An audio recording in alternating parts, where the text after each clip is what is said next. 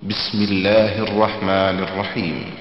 ومن أحسن قولا ممن دعا إلى الله وعمل صالحا وقال إنني من المسلمين. الحمد لله رب العالمين وصلى الله على نبينا محمد وعلى آله وأصحابه أجمعين. عن جابر بن عبد الله رضي الله عنهما أن رسول الله صلى الله عليه وسلم قال: إن الشيطان يحضر أحدكم عند كل شيء من شأنه حتى يحضره عند طعامه، فإذا سقطت من أحدكم اللقمة فليمط ما كان بها من أذى ثم ليأكلها ولا يدعها للشيطان، فإذا فرغ فليلعق أصابعه فإنه لا يدري في أي طعامه تكون البركة. یہ ایک حدیث ہے جو صحیح مسلم، مسند احمد، صحیح ابن حبان اور دیگر کتب حدیث میں حضرت جابر بن عبداللہ رضی اللہ تعالی عنہما سے مروی ہے. اس کے اندر کھانے کے کچھ آداب بیان کیے گئے اور خصوصی طور پر اس حدیث میں وہ آداب ہیں جو آج عمومی طور پر لوگوں نے چھوڑ دیا ہے. صرف جاہل لوگ ہی نہیں بلکہ مولوی اور پڑھے لکھے لوگ بھی اس ادب سے غافل ہیں، بلکہ اس ادب کے اوپر عمل کرنا اسے اپنی توہین، تہذیب کے خلاف اور لالچ تصور کرتے ہیں. حالانکہ اصل تہذیب وہ ہے جو نبی کریم صلی اللہ علیہ وسلم کی سنت کے مطابق. آپ کی سنت کے خلاف جو چیز بھی ہوگی اسے لاکھ لوگ تہذیب سمجھیں، وہ تہذیب میں داخل نہیں ہو سکتی. ایک صحابی حضرت جابر بن عبداللہ رضی اللہ تعالی عنہما ہیں، وہ بیان کرتے ہیں کہ رسول اللہ صلی اللہ علیہ وسلم نے فرمایا: بلا شبہ شیطان تم میں سے ہر ایک کے ساتھ،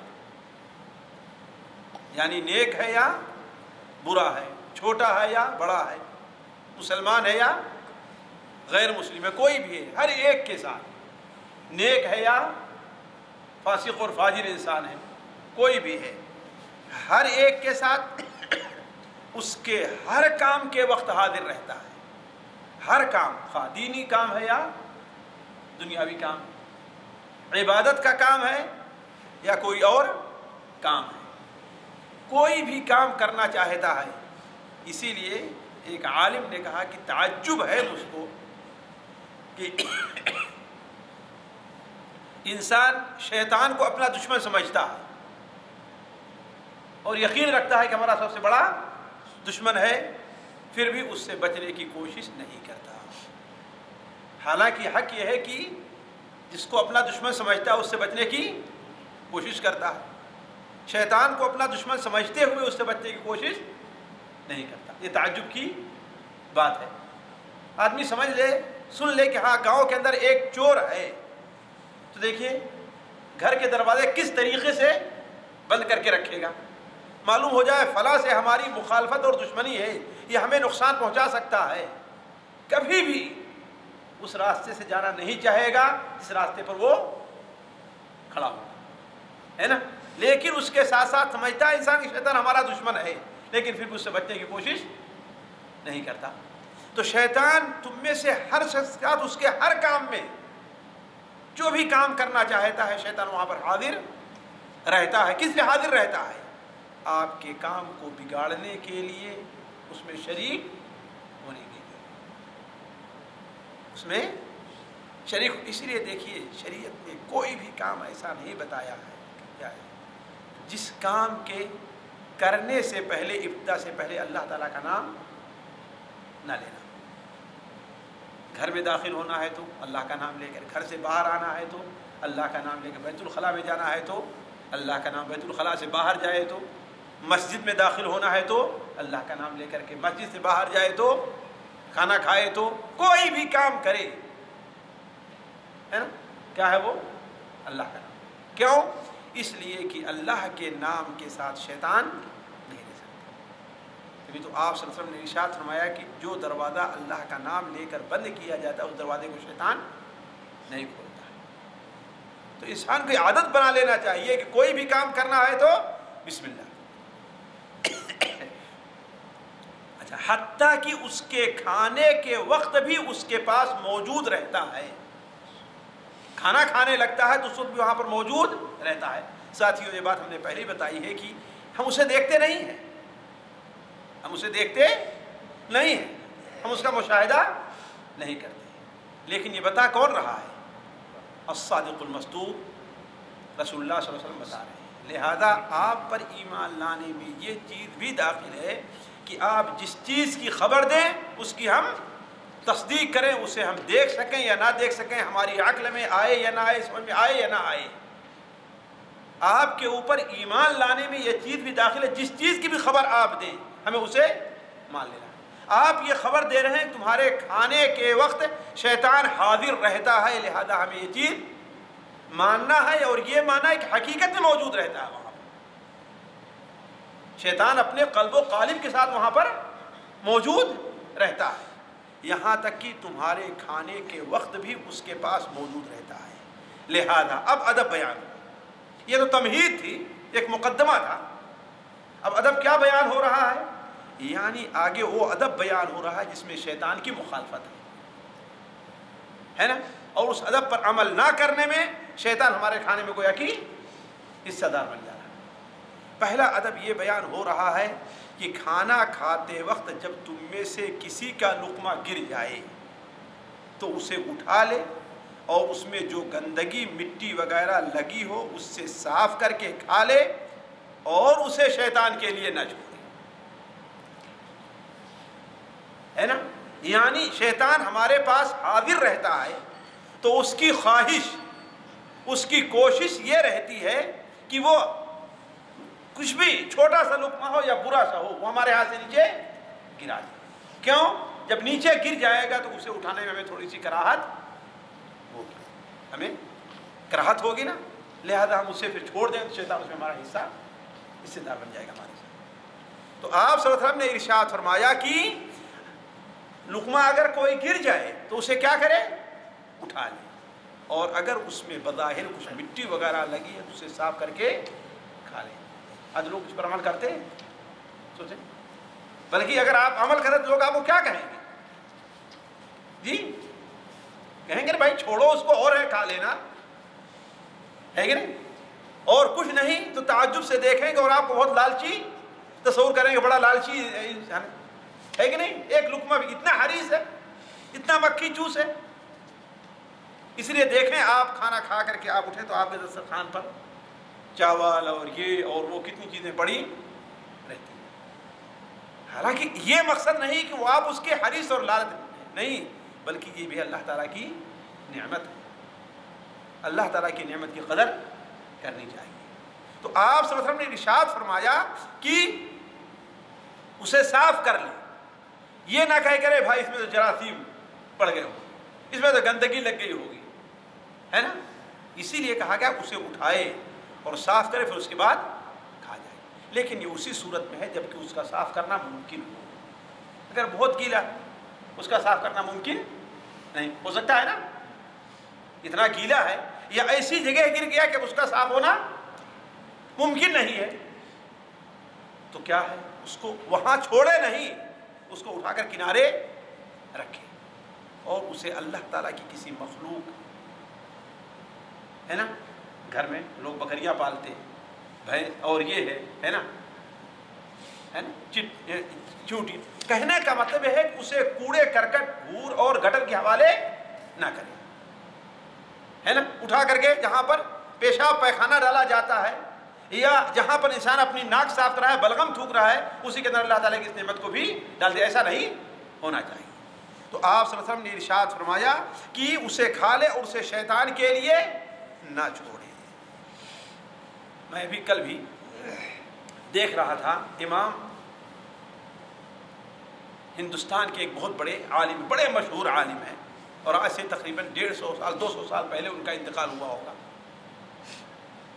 بہت مشہور ہندوستان اور ان کے باہر بھی، بلکہ اس وقت ہندوستان میں اتنا بڑا عالم حدیث وغیرہ کا کوئی نہیں تھا۔ شاہ ولی اللہ محدث دہلوی رحمہ اللہ، شاہ ولی اللہ محدث دہلوی رحمہ اللہ، دیکھیے میں ہمیشہ کہتا ہوں کہ اللہ تبارک و تعالیٰ بعض غیب کی باتیں جس پر ہمیں ایمان لے آنا چاہیے، اپنے بندوں کو اس کا مشاہدہ کرا دیتا ہے۔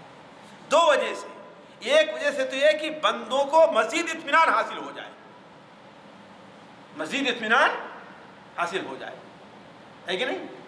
آپ کو گھر سے نکلنے لگے تو آپ کو معلوم ہے کہ آپ کے جیب کے اندر 200 ریال اور 300 ریال ہیں، آپ کو یقین ہے، لیکن نکلنے سے پہلے مزید اطمینان کے لیے کیا کہتے ہیں؟ آپ اس کو نکال کر کے تاکید کرتے ہی نہیں کہتے، حالانکہ ہے یقین، لیکن مزید اطمینان کے لیے۔ تو اسی طریقے سے ہمیں یہ اطمینان ہے، یقین ہے کہ شیطان ایسے کرتا ہے، لیکن اللہ تعالیٰ بسا اوقات بعض چیزوں کا مشاہدہ بندوں کو کرا دیتا ہے، جیسے قبر کے بعد عذاب کا مشاہدہ کرا دیتا ہے یا اور چیزوں کا، ہے نا؟ تو مشاہدہ اس کا کرا دیتا۔ ہوا یہ، شاہ صاحب بیان کرتے ہیں کہ ہمارے یہاں ایک مہمان آئے، ہمارے یہاں حجت اللہ البالغہ ان کی بڑی مشہور کتاب ہے، اردو میں اس کا ترجمہ ہوا ہے، عربی میں بھی چھپی ہوئی ہے، اور اپنے فن کی نرالی کتاب ہے، بہت کم اس موضوع پر کتابیں لکھی گئی ہیں۔ حجت اللہ البالغہ بڑی مشہور کتاب ہے شاہ صاحب کی رحمہ اللہ کی۔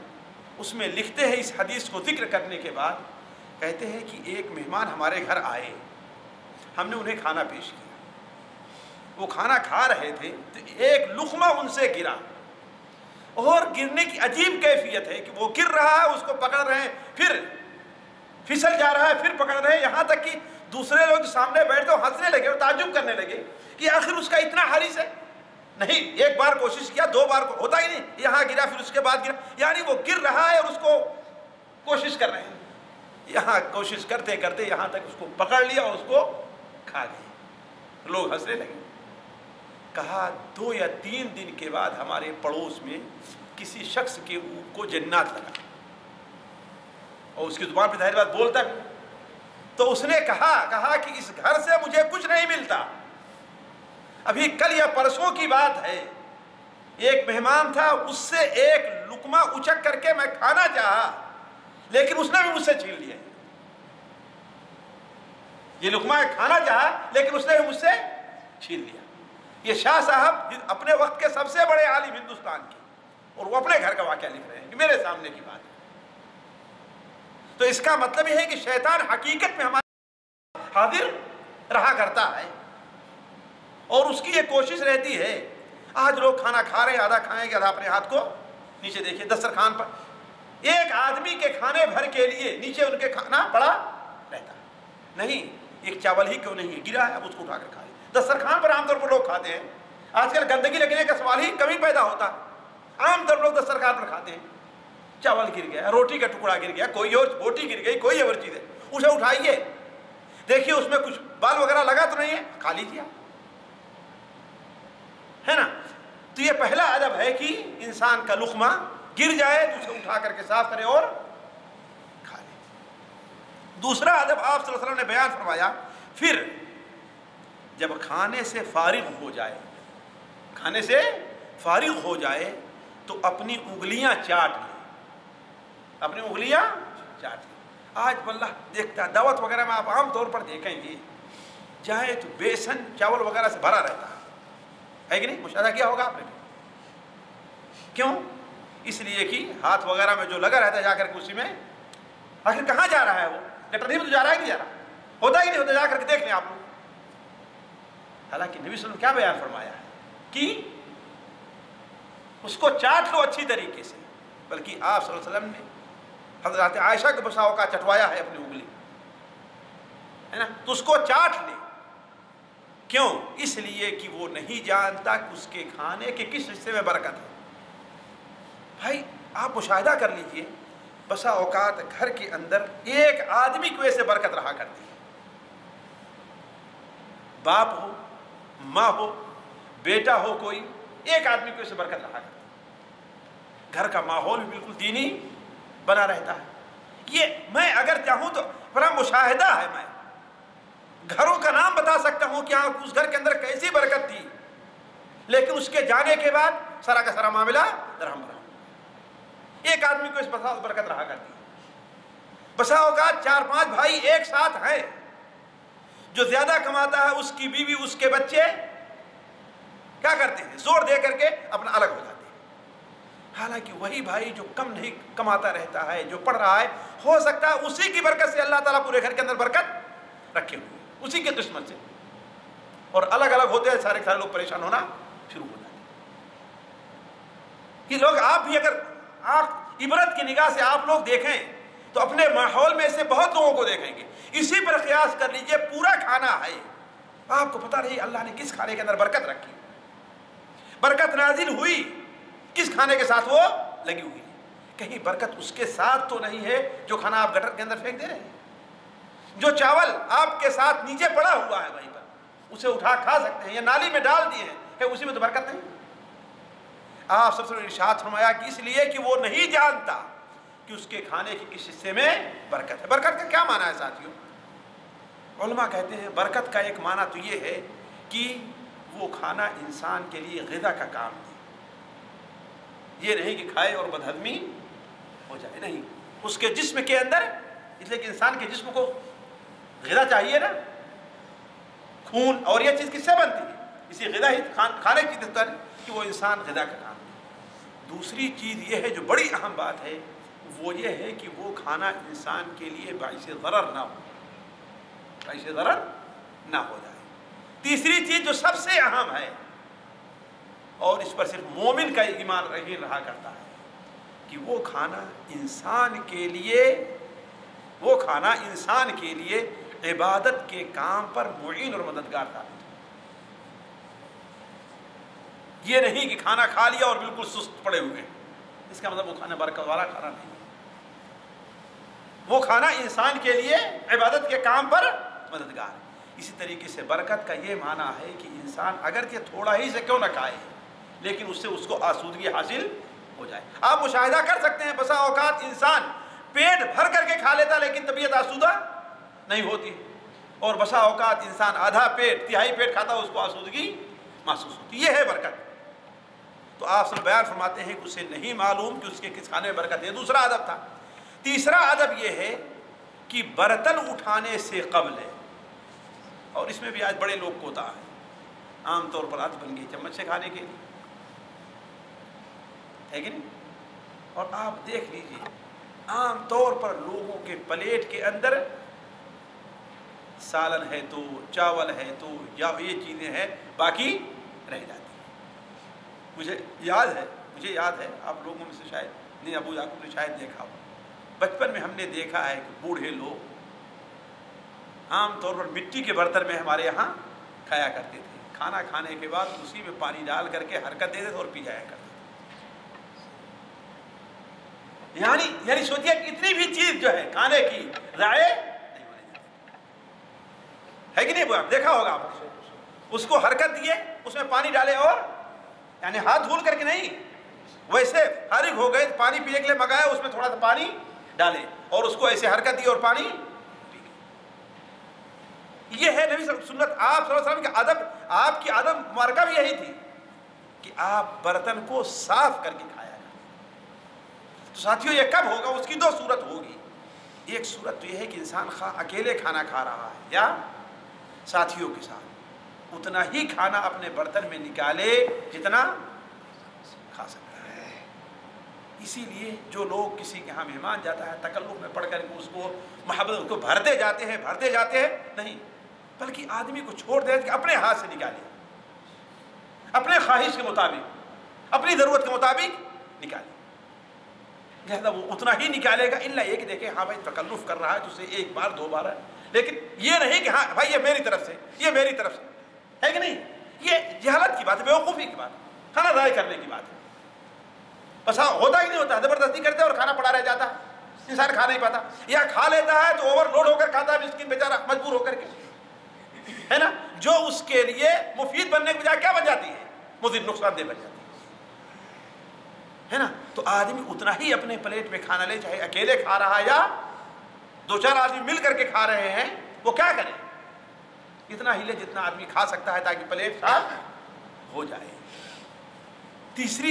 دوسری بات یہ ہے کہ آدمی کھانا کھائے تو اس حساب سے کھائے، ہے نا.